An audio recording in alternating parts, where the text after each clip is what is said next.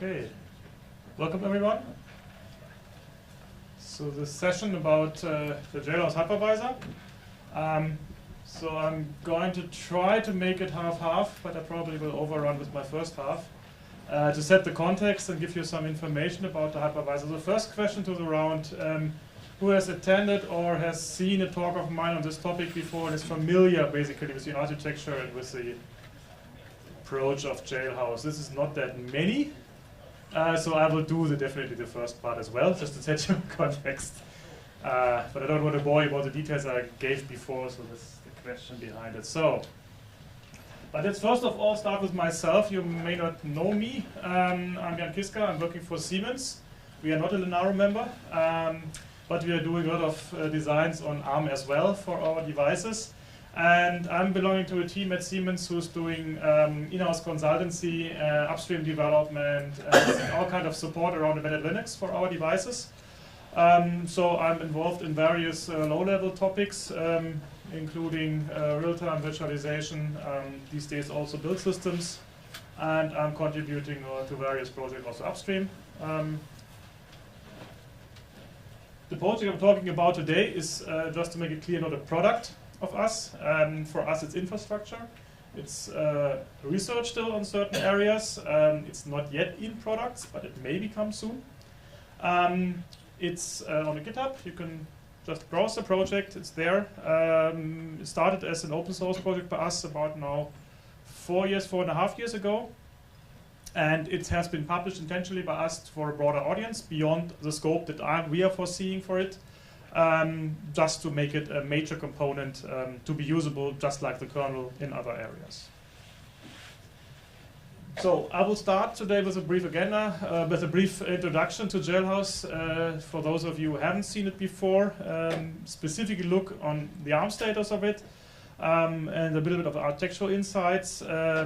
Future direction is then probably also interesting if you're interested in adopting it and you see possibly some areas of improvements like we do, and then of course the interesting part is the discussion with you, what you think about it, what use cases you may have in mind, or in general where things could move to.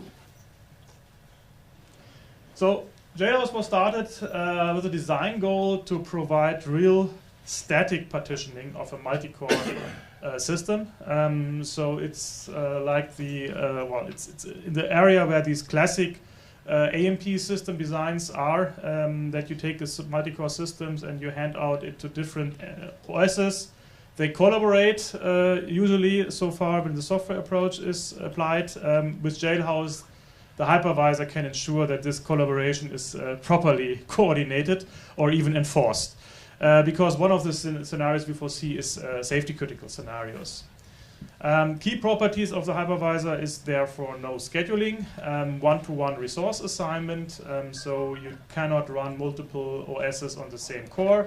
You have to have separate cores for separate OSs, but of course OS can use multiple cores. The same goes with devices, conceptually. We don't do device emulation. We basically hand out devices which can be properly partitioned to a specific core. Yeah, the whole goal about this is to keep the runtime code really minimal, which is important if you go for safety assessment. It also, the goal is, comes as a byproduct, so to say, but it's not to neglect, is that we want to have hard real-time properties with minimal overhead. So whenever possible, we rely on the hardware to do the right thing, to do the partitioning, and don't do anything in software. And if we have to do it in software for various reasons, we do it in a deterministic and optimized way. And as I said, the whole idea originally for us was, and still is, to enable on safety critical certifiable hardware, safety critical partitioning, so have mixed critical system, this whole thing. One of the key differences of Jailhouse in its current design is the boot process. So normally you have the power up via the bootloader, then a typical hypervisor starts when you have a partitioned system, and that hypervisor then starts separate OSs as separate partitions in that order, or sometimes even depending on each other in different order. With Jailhouse, it's almost the same, except that we have a secondary bootloader. It's called Linux.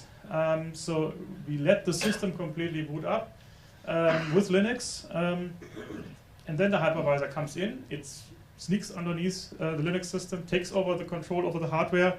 So after the hypervisor is enabled, we no longer depend on Linux for the partitioning. For the boot process, we do. So basically, what you have afterwards is a system with, again, a number of partitions. Just one partition being a little bit special. That's the root partition. That was originally Linux booting the system. And the others then secondary partitions. Can the root partition go away? Conceptually, it could vanish, and you lose then the functionality the root partition exposes, or means the control that it does on the system. We'll see later on what it means. But the other partitions, this is the design goal of the partition, should stay up and be capable of running, at least to the degree they don't rely on the root partition. So if you think of a scenario where the root partition provides the internet access by passing it through, of course, this is gone at that point. But for if you have a critical functions in one of the other partitions, that is should be able to continue running. Sorry, so just so I understand this, the root Linux, the root partition is in addition to... I think it works. It works, Right. Yeah, yeah. So the root partition is basically acting as like a bootloader. It's creating these partitions. You said that there is an element of exposure of control by the root partition, and that's some buttons to press for all the partitions. You have something there. Yes. So it's in between, so to say, it's between being a bootloader and being a DOM0 in the Xen domain or a service OS, the root partition. That means, if you like to, you can do the whole story of controlling, controlling a partition system from a Linux command line.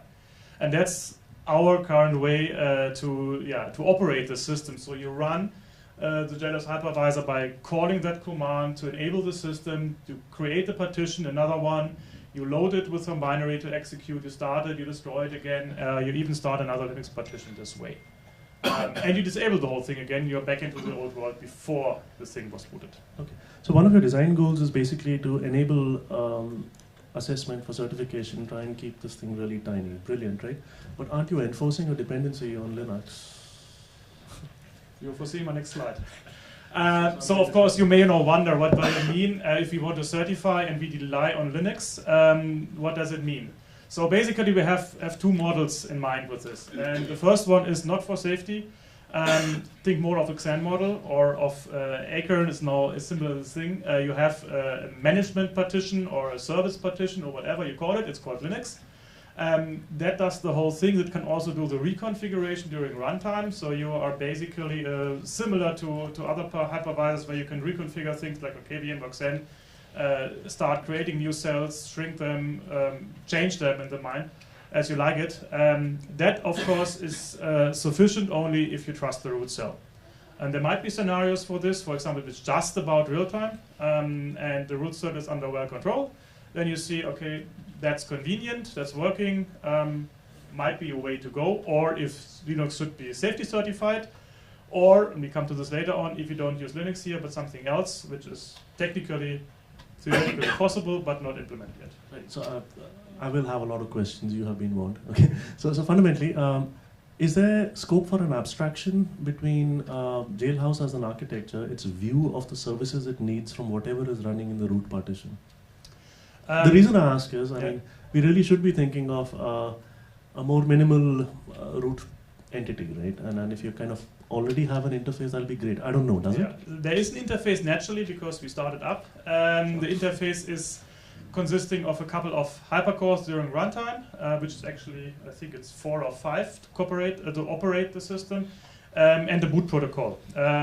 The boot protocol, at least because currently it's just booting Linux, might have some dependencies there or some implicit things that's not formally specified. The hypercore interface is specified and should remain stable and working for other systems. It's really very simple. We can dive into details if you like to, but I think it's doable to do the same thing with an OS which is capable of issuing hypercalls, of maybe loading some binaries from a disk and pushing it to another partition. So yeah, it's not really limited to Linux. Yeah, so the other operating model, and that's the one that we foresee for our critical systems, safety critical systems, is where you don't trust Linux, where you do use it still for boot, but you assign a certain set of cells with a specific privilege to basically lock down the system. That means once these 3 cells have been created and one of the critical cells says, okay, I'm now in operational mode, please don't disturb me anymore in the rest of the system, the hypervisor will no longer execute any kind of reconfiguration command of the root cell. So it's literally a voting system. So if one of these cells says, I'm in critical mode, please keep the system stable, the hypervisor will respect this and will not allow the root cell to change anything in this regard. There is more needed, and one of the concerns that has been brought up a couple of times is, okay, but you still rely on Linux doing the right thing for the boot process. Yes, so you do with a bootloader. So conceptually it's just the same. The safety certification for the boot process can be simpler and different, so it is possible to do it with Linux. We have been discussing this with experts. Not doing the full certification for Linux, but just considering it as a tool. Like many other things are required for safety critical systems, so having this in the bootloader chain would not make Linux itself being completely certified. Okay, so where we are on ARM. So initially the hypervisor started on x86, and there we have currently the most advanced features in, but still we have ARM support. The newest one actually contributed by ARM themselves back then. Number of boards are running. Upstream a number of one not yet upstream, but soon hopefully. We have support of course for the recent gigs, not yet for v4. We could still add some SMMU, it's not implemented yet, but the infrastructure is basically there. What is the SMMU? That's the IO MMU, so the management, the DMA management unit. Yeah, which of course is needed if you really want to securely partition the system. We also have ARMv8 support, back then contributed by Huawei. A number of boards coming up here as well. Just recently added the NXP IMX8 by NXP themselves, very nice. And that thing also works inside QEMU now, so we can fully test the system also in the virtual environment. The same goes, by the way, also for x86. Yeah, and the most important thing is here, it's pretty small so far. So even if we add a little bit more code for SMMU, for example, and maybe a little bit more logic later on for some reliability features and some hardware diagnostic features we probably need for safety as well, the code base should stay rather small, below the 10,000 lines of code. That's basically the goal we have here. So how does it look like? Well, we have the hypervisor, maybe a bit too big drawn anyway, which has the interface to the Linux kernel as the DOM0 root cell interface. The kernel requires just a little bit driver module to do the initial loading and the command and control thing, the privilege parts. And the front end you already see in one of the slides back, the command line tool, Jailhouse. That's a standalone user space tool, pretty small. And that one takes initially the hypervisor image and the configuration of the system, describing the core hardware, similar to a device tree, just in a binary format, compatible for the hypervisor, feeds this in and starts the system, and later on it also takes images from the additional cells and their configuration, and also feeds this in, basically. All this is done via the standard driver module, and in the hypervisor we have a pretty large part. I would say maybe about half of the code is actually architecture generic, so we share it even with x86. A lot of subsystems, typical ones you need there, except that you don't have any kind of device emulation here, and a number of architectural specific parts to adapt to the different CPU and board specific features. Still, there is not much board specific actually in the design, so when I enable a new board, which takes usually around half a day maybe at most, and the most part of this is starting a normal Linux system on it, it's just about enabling a debug console for it, and maybe a few adoptions if the board is too specific regarding maybe power management or CPU enabling. But otherwise, most of the stuff is just working there, specifically now with ARM v8.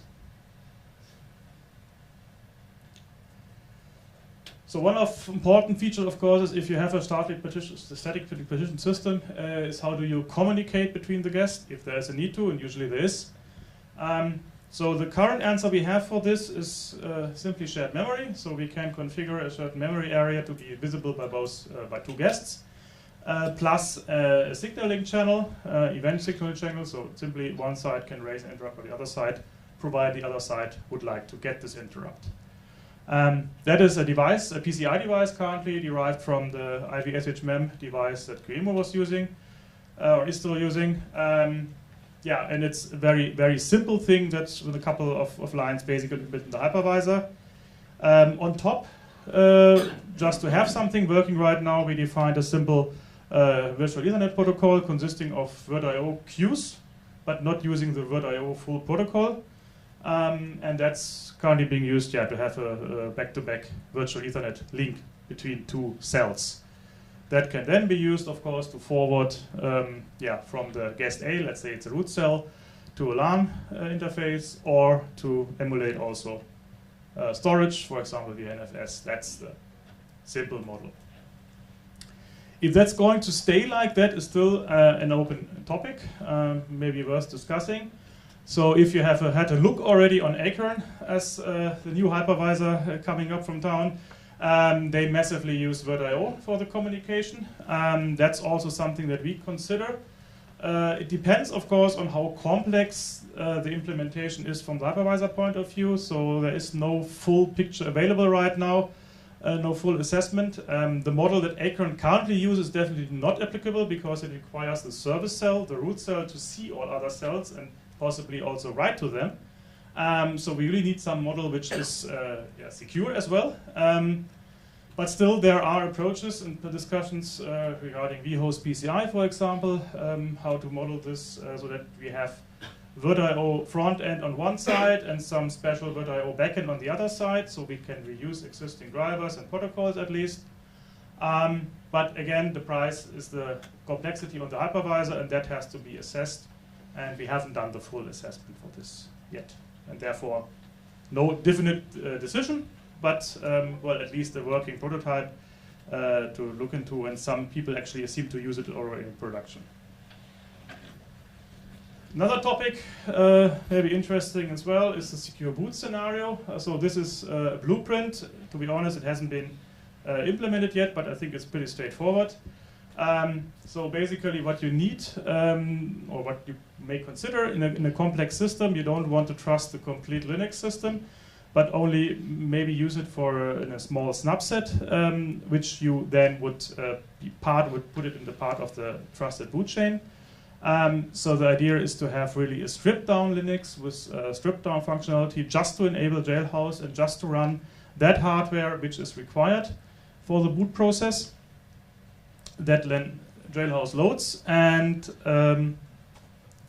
also boot the further partitions. They are either validated directly by being part of the init-ID or in a separate step, and then boot the root cell with a full featured interface.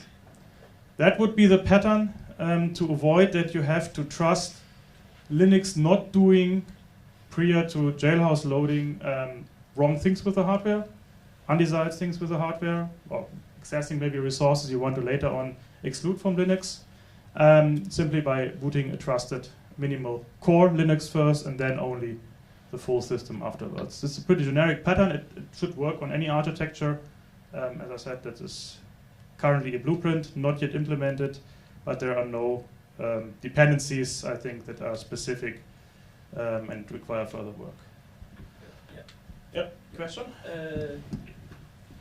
For this particular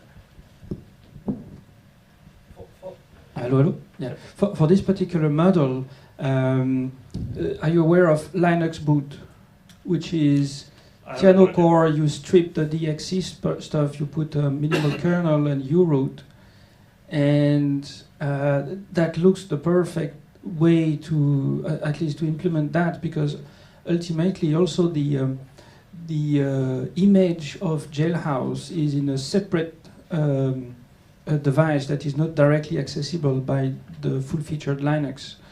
So what do you think about this particular way of implementing your blueprint? Yeah, I haven't thought about in details about this, but of course I heard about the project. That sounds definitely like a natural match. What has been discussed already, but is also on one of my following slides, is to do boot time partitioning. So having basically the functionality of the root cell in a bootloader, minus the flexibility afterwards, of course. That would, of course, work way simpler from a technical point of view with having Linux as a bootloader rather than something else, which just first of all requires some further work.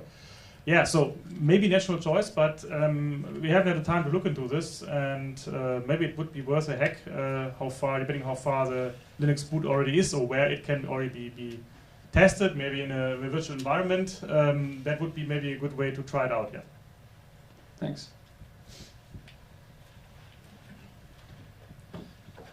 So, yeah, currently some ongoing developments. So one thing we started recently is to have some demo images available. So far, it's a separate project there on GitHub. So far, these images are just to demonstrate on x86, but still, if you want to play basically with how Jailhouse works in practice, what commands look like and things like this, that's now ready. Generates you the image. You can just start in QEMU afterwards. Next planned on the agenda is doing the same for the ARM64 image with the same process. Just that we have a little bit more work to do in our build environment. And on the foreseeable future then also is to have some of our reference boards enabled this way, so that you basically generate your SD card image for testing for the physical target as well. That would help, of course, a lot people doing the initial startup of this hypervisor for trying it out. Another open area, another area to look into is the famous ghost here. So if you think about the concerns it brought up as a Spectre attack, and I'm mapping this actually on Jailhouse, and I think I forgot to put the reference here, so I wrote down some consideration about this a while back on the mailing list. We are pretty well set already for this issue, because simply Jailhouse is static partitioning and doesn't do these kind of scheduling that can easily be exploited and was actually exploited by Google with KVM on x86 to make use of Spectre, simply because there are no two cells running on the same CPU normally, except you really have a switchover of the cells. And furthermore, what we already do in the hypervisor, we have really only a minimal set of state mapped and visible by the hypervisor. So even if you track as a guest the hypervisor to do something or to read something, you can't see enough, a lot. You can't see, for example, all the memory of the other guests, like it's the case with more enterprise-grade hypervisors.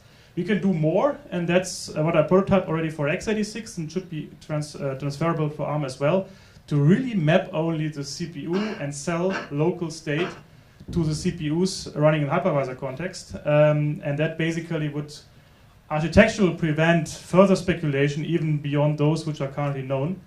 Well, not all of them, of course, otherwise they would be known. But at least it would create a much harder barrier for someone to exploit these kind of issues than it is with the classic hypervisors, which do scheduling and all this stuff.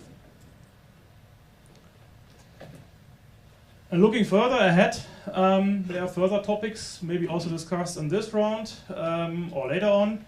One of the issues is configuration format. So how it looks like currently, it's a binary format that the hypervisor consumes optimized for runtime usage. That's an important feature to keep the complexity low, so something we should keep. Still, the input, the source format for this is probably optimizable. And I heard it a couple of times. Because it simply currently describes the whole binary thing in C structures, and even if we replace C with something else, it still remains a low-level description format.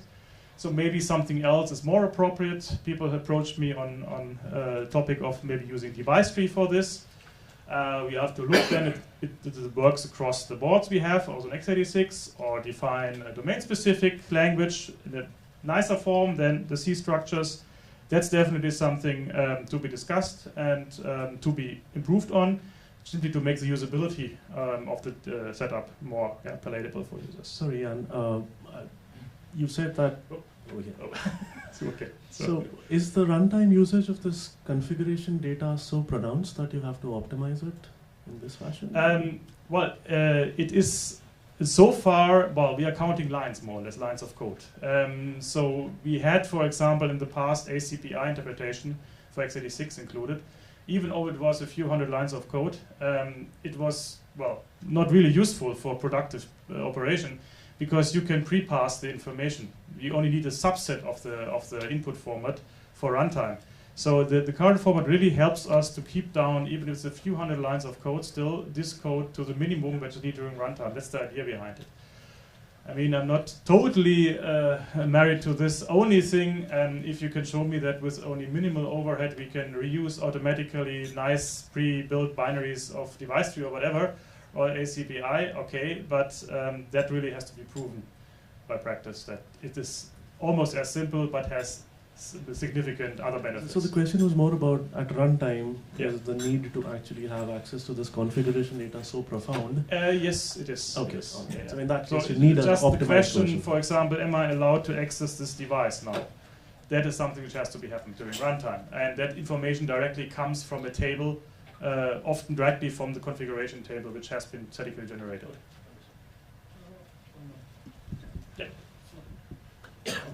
If we use device tree, we should be able to reuse from the kernel, right? For root cell and non-root cells also. From kernel, or what do you mean? From kernel device tree. Yeah, I mean, the format should be probably the same plus X, so maybe there's additional information required, or likely information required that you don't have currently in the device tree, Yeah. but the format should be the same. If it has to be the same device tree, naturally, if we add information, it can't be necessarily, or may not be necessarily the same as the kernel is also consuming, but it's at least it's sufficiently close so that we can reuse the knowledge and the patterns from an existing device trees that the kernel also can consume, or with secondary cells can consume. By the way, we already use device trees to configure secondary Linux, or non-root Linux domains. There we already make use of this, but this is of course completely out of the scope of the hypervisor. It doesn't see this kind of configuration. It's offline generated and then pushed towards the secondary cells. Yeah, but On this might x86? Do you do that on x86 too? And unfortunately not, because it was not expressive enough on x86. So on x86, actually, if you've noticed, I got some patches upstream. On x86 we have the non-root Linux enablement now upstream, almost completely. Some patches are on tip run currently. And there, because x86 doesn't have the complete description, can completely configure out certain legacy platforms, even with ACPI, we had to do it in a specific way, basically using the hypervisor para-virtualization interface in x86, which pre-existed. And the hooks were minimal, the code was a few hundred lines of code, but it wasn't done with device tree. I looked into it, but it didn't work out. There was that's the question. I have a couple of questions Yep. related to how you partition the resources. We'll start with the simple one, like RAM, right? How does that partition among all the different cells? Was it initially sucked in by the root partition and then just spit it out for others, or even the root partitioning observes some configuration? So normally with the resources we hand out to the non-root cells, normally we take them from the root cell. So like CPUs, we offline CPUs from the root cell and then can provide them to non-root cell. RAM is different. So RAM, even on x86 and ARM as well, we basically reserve upfront during boot time a certain amount of physical RAM, make it reserved in the device tree, for example, or via the command line of the kernel. And from that pool, we can then assign resources to different cells. Of course, the hypervisor enforces this, so it's not really a voluntary thing, but this is basically the interface that we have there. So whatever the initial reservation of that RAM is stored in the same configuration file, which is kind of voluntarily... The initial reservation of the RAM is defined implicitly in the system configuration right now. The system configuration we pass in during Jailhouse enable contains that amount of resources the root cell should see after Jailhouse is running. And that excludes normally, or at least, well, not completely, excludes the RAM for non-root cells. It's not completely true. the root cell can see that RAM because it can load inmates. It can load different cells into it as long as these cells are not running. Once they are running, Jailhouse unmaps it from the root cell, and this memory is exclusive to the other cells. Okay, so let me just probe a little bit further, everybody. So the second example would be GPIO. There's so many GPIO pins. Is that the same situation, like initially all swallowed by the root and kind of are reserved, or what strategy you're using there? Yeah, that is actually the tricky part. Not all hardware is easily partitionable. So what we can currently model is partitioning of hardware MMIO resources, for example, on a register level. So the granularity is basically byte access. So if you can provide access to a GPIO set by saying, okay, that byte belongs to that cell and that byte of MMIO belongs to that cell, you are fine. If you have more complex hardware with multiplexing and things like this, then it becomes specific. And we actually, I can jump forward. We have a topic regarding, not only there, but specifically there regarding clock partitioning, pin muxing, which is not that easy to express in whatever you want to like. That is actually something also which student of us who did, maybe you saw this. There's a multicopter demo where we run on a NVIDIA TK1 board. We run a multicopter presentation where one of the part of the partition is the drone stack and the other part is just normal Linux. And on that platform specifically, all these minor issues popped up which make partitioning of platform resources non-trivial and often require certain changes on both sides and a certain agreement. There is no magic bullet for this solution except when the hardware becomes more easily to partition. Otherwise, you have to solve it in software. Some partition take over the complete resources and do some kind of proxying of the things. It's not the preferred solution to re-implement the whole driver stacks in the hypervisor. Ideally, this is somewhere abstracted and reduced to the minimum. Yeah, I think you answered most of my sort of rest of questions, except the last one. Is the clock and the time. Are you doing emulation for that? Currently not yet. So how does a different domain get? So we currently, well, for the working systems we have, basically we are relying on Linux doing the right thing, doing the setup. We then freeze configurations. For this particular drone scenario, actually the driver for the secondary Linux cell were modified to not reconfigure the clocks, but just accept that the clock is pre-configured and is being used. Of course, this is not a perfect isolation, absolutely clear. There has to be something done for a concrete system with the current existing hardware architectures. Okay. So there's no magic answer to this yet. If there would be some common pattern, we could at least implement maybe some bitmap filtering, but it's way more complex than this. Well, yeah, we can talk a little bit more. I did some work in the past. I found a certain hardware, like clock, probably have to be emulated. That was the conclusion I got in the last round when I did it. Yeah. Anyway, I'm done. Here, if the root Linux crashed, can it just trigger the core specific watchdog and reboot itself without interrupt the guest OS? RTOS just want secure every critical task. So in the current design, it is foreseen that as Linux is bringing up the hardware, it can't be rebooted without starting a reconfiguration of the hardware. So the same Linux, which was initially booting the hardware and then enabling Jailhouse, would probably expect to reconfigure the existing hardware again and would run into the constraints that we put during the runtime on the root cell. So that pattern would not work directly. So the current saying is, okay, if you lose the root cell, you do not lose the main functionality of your system possibly, or the critical functionality, but you probably have to shut down the system in an ordered manner and do a complete restart. Except when you do a very specific design where you don't load the very same kernel in the root cell than it used to be during initial startup.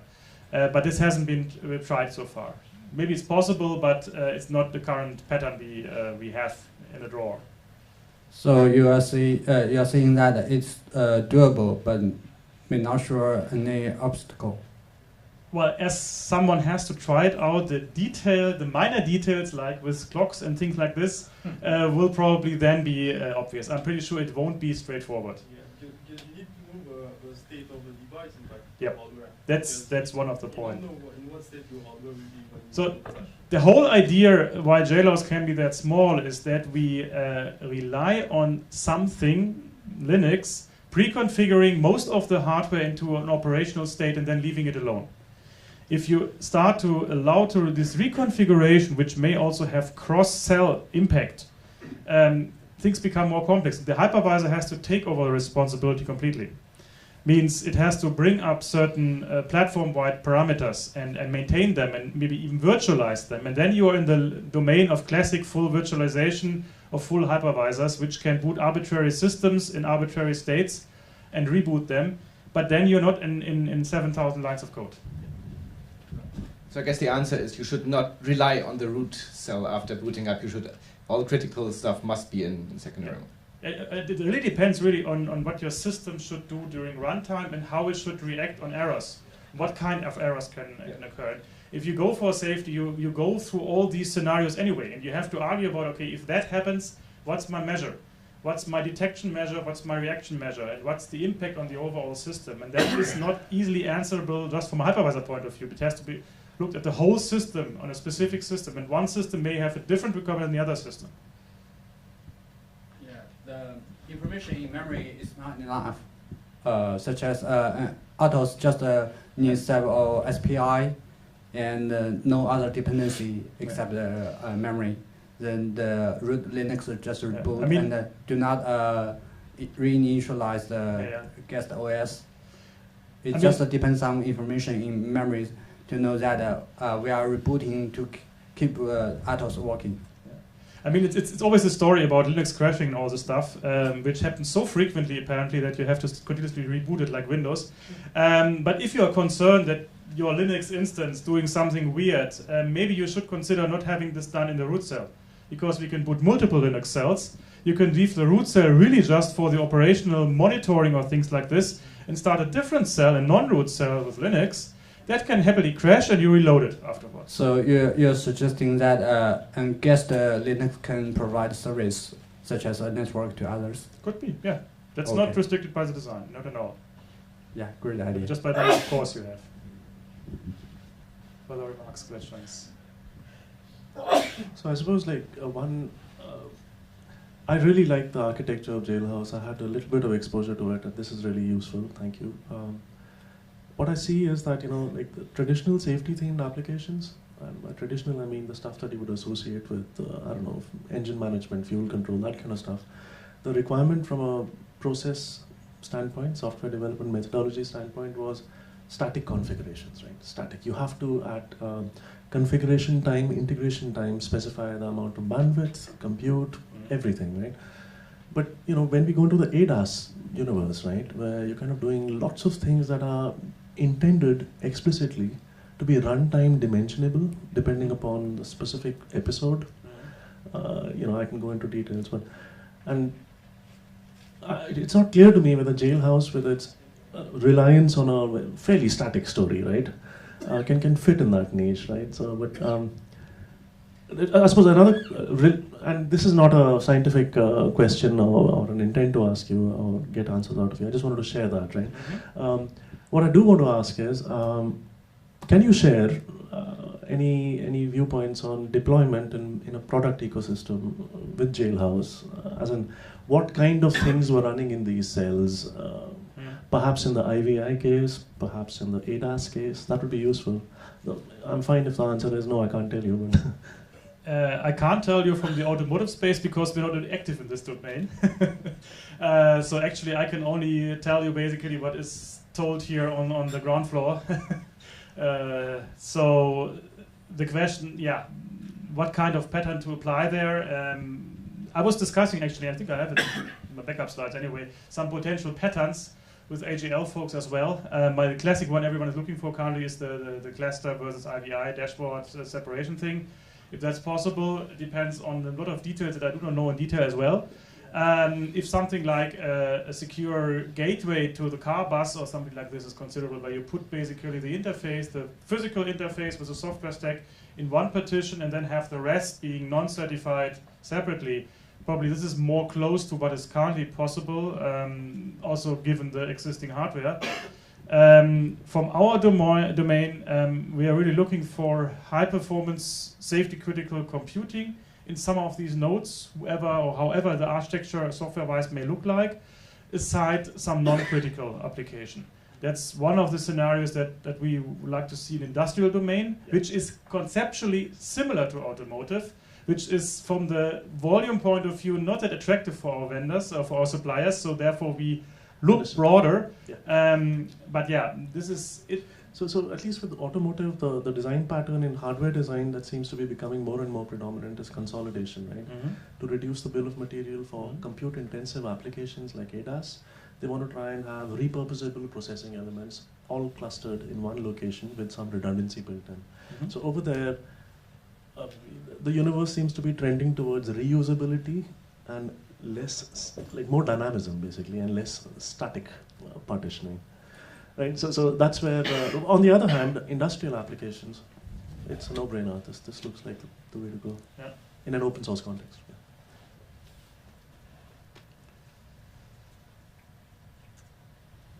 Go ahead. Do you have more? Maybe I should have waited. I just have a summary slide, so to say. If you have further questions, we can.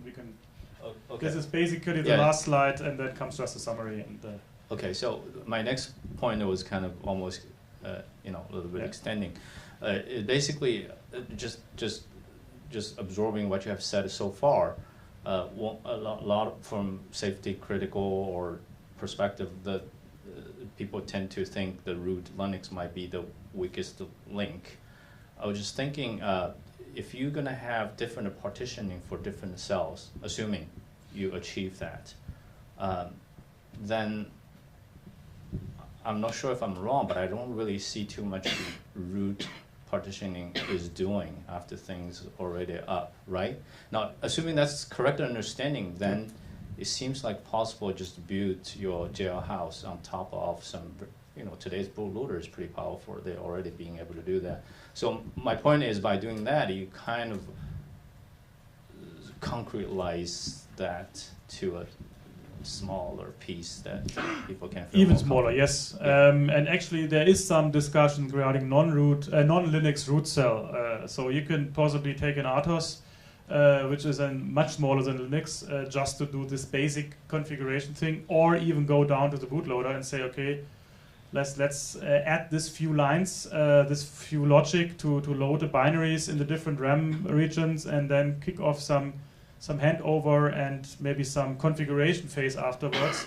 That, of course, would put Linux completely out of the equation, while removing probably some usability for the dynamic parts, but reducing the scope even further and making it even more palatable. And that's, not unrealistic. So the key question there was the understanding of that, mostly just finding the bits to load for the cell seems to be the main or essential part of the root partition. Yes, it's really very, very simple. So what we do for the boot step, we load into, given the configuration, we load into the foreseen place the hypervisor binary and the configuration data. Then on each CPU, basically on the system, we kick off the initialization of the hypervisor. And then the whole thing returns with the hypervisor enabled to Linux, or whatever called it, with the partitioning in place, or the initial partitioning. And then there are, as I said, a couple of hypercalls to create new partitions, to enable that you can load data into this partition, and to start these partitions, or later on shut them down. So this is, I think, 4 or 5 hypercalls, so define interfaces during runtime to provide the configuration. And that is probably not only the requirement to boot a complete Linux up. So also the story about the boot time could probably be addressed this way. Just for us, this is in the industrial domain, we don't care about boot times. That's not a big issue, and yeah. Got it.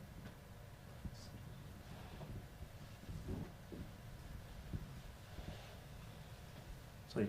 Do you know of anyone who's taking this 7,000 lines of code and saying we're going to do retrospective specification, requirements tracking, and take it to... Yeah. So actually, this is the next topic. I think I have it on my next slide regarding safety certification. So we started this actually already together with the TÜV for the industrial norm IEC 61508. I got it this time right.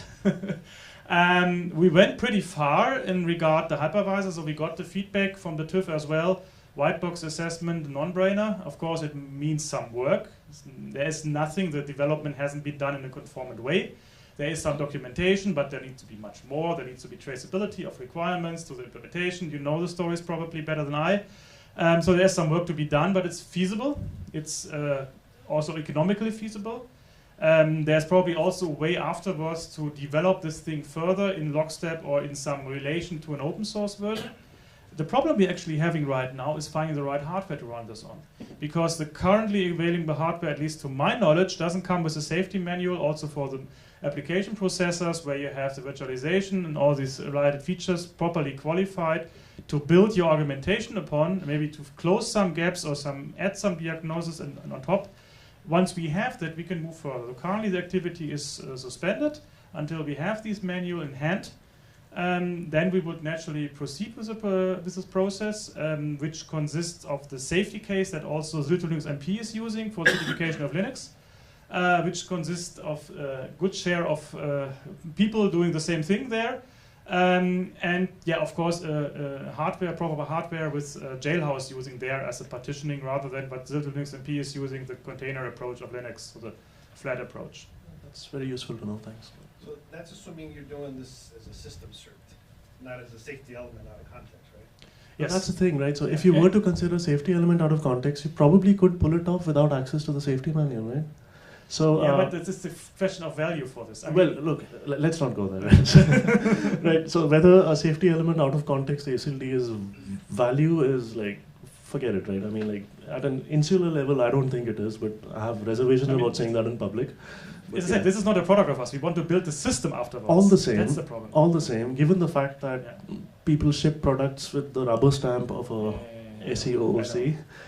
For an open source project hosted on GitHub to actually have the specification and the requirements tracking at the open source expression level would be a great booster of possibilities for people to build products off of it, right? And the only reason I think that's possible with things like Jailhouse is because it's less than 10,000 lines of code, right? So do think about it. I mean, we should talk about it. We could definitely talk about it. Regarding safety certification, have you done any formal verification? Formal verification Yes. requires a formal model of what you're verifying against, and this is the interesting part. So no, there is no formal verification of the complete system. Certain aspects could be formally verified, but the complete system is probably not reachable. Based on the architecture, etc. Yeah. I mean, we know the limitation of existing formal verified operating systems. Yeah. They have formal virtual hardware.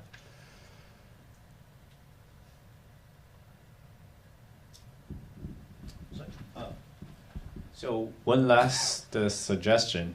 I think a Raspberry Pi is a good platform to promote this. No, it's not. Why not? Some ARM maintainer put it pretty clearly in this regard. It's a completely broken thing. The Raspberry Pi looks nice on first sight, but doesn't have a proper virtualization features included. Oh. Yep.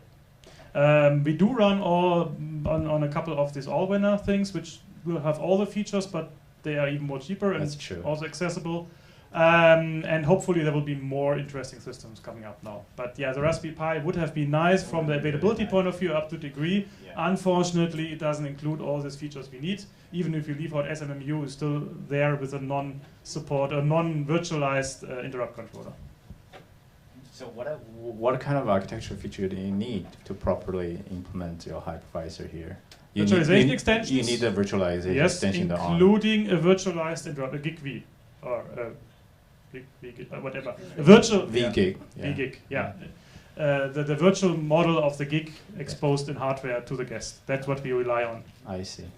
You can always emulate, but yeah, for what? Yeah, the only reason I say that is there's relatively sizable community people in the Raspberry Pi are looking to do some kind of real-time and Linux at the same time. I know. So there's Yeah. a bunch of solutions there, which is none of them seem to be as but nice as there this. is more than Raspberry Pis out there in the world to build systems Oh. on. Even simple and cheap demo systems, I'm pretty sure.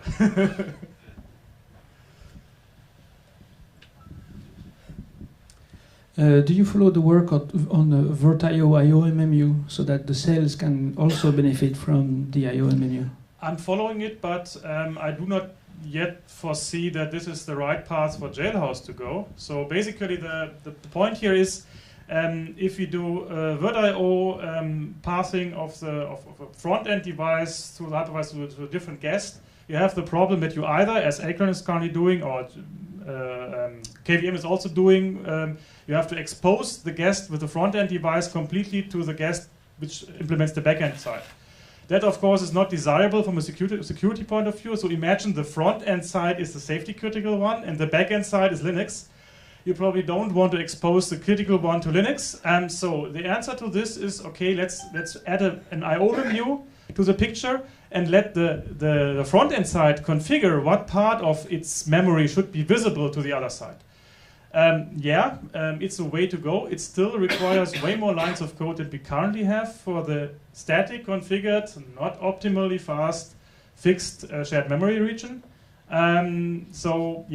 If this could be done in 100 lines of code, maybe worthwhile, but still it also requires remapping during runtime potentially. Is also something that we currently don't do. We don't remap during runtime the guest pages.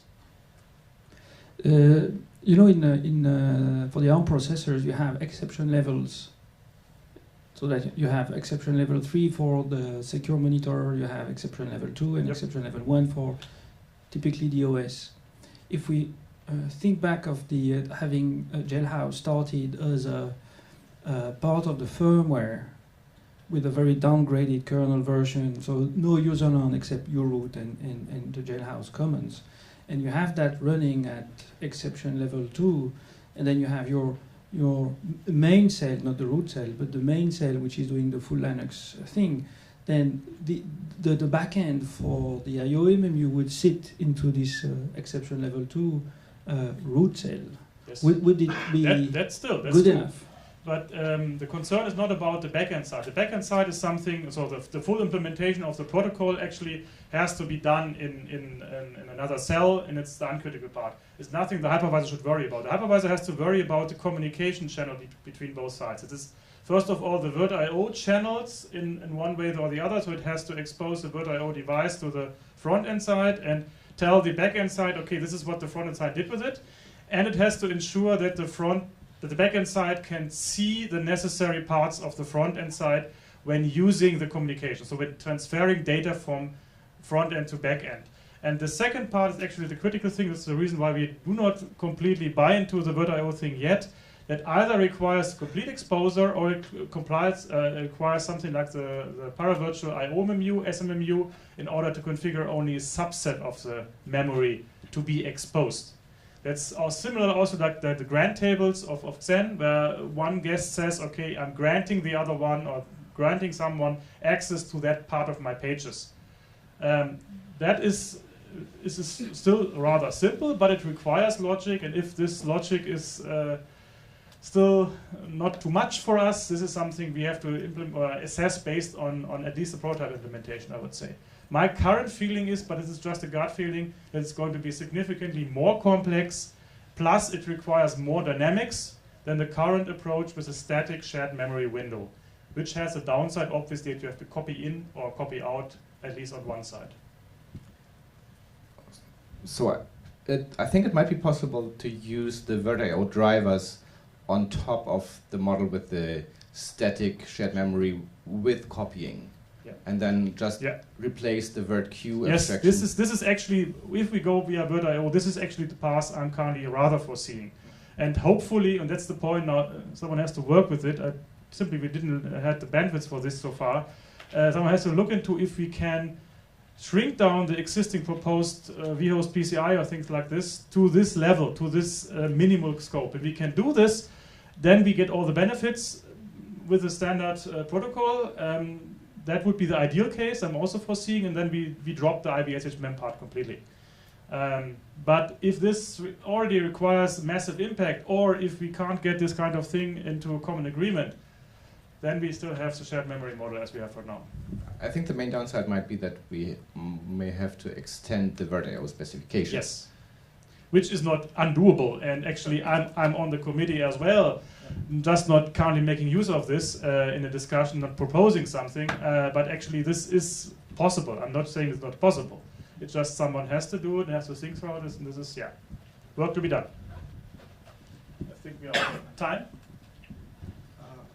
The number of lines you mentioned, that is including configuration files or excluding configuration? That is just the code in the hypervisor core. It's excluding everything in user space, in non-root, it's excluding configuration. But it includes, and this is something to be argued in safety case as well, includes the bootstrapping, the initial setup of the hypervisor. And one of our safety experts said, I guess I can go down to 3,000 lines of code with your code basis in the argumentation.